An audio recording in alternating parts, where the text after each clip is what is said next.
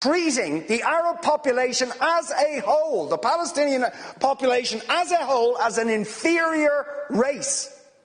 I mean, it doesn't get stronger than this. And yet you want to be careful about your language.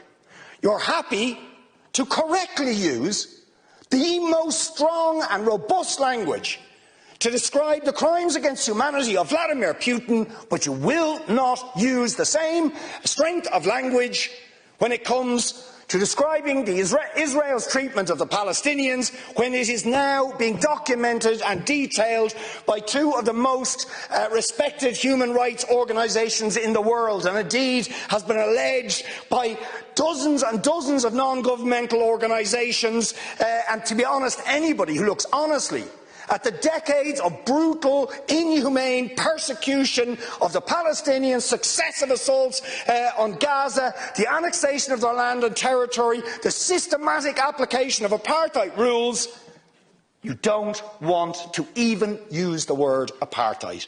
Never mind sanctions. 5 days sanctions against Putin and his thugs, 70 years of oppression by the Palestinians, and it wouldn't be, what was the word you used? It wouldn't be helpful to impose sanctions. Amnesty International are calling for Israel to be referred to the International Criminal Court for crimes against humanity.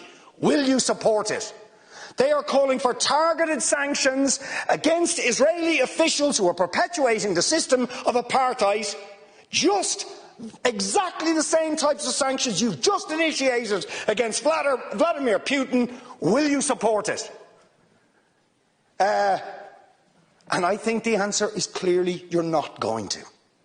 And then we ask the question, why? Why? With such strength of feeling, Fine Gael and Fianna Fáil and Green TD stood up one after the other, saying it was intolerable, the thuggery and the warmongering and the brutality of Putin. You wouldn't stand for it. Urgent action had to be taken. But we've got to be much more careful with the Palestinians.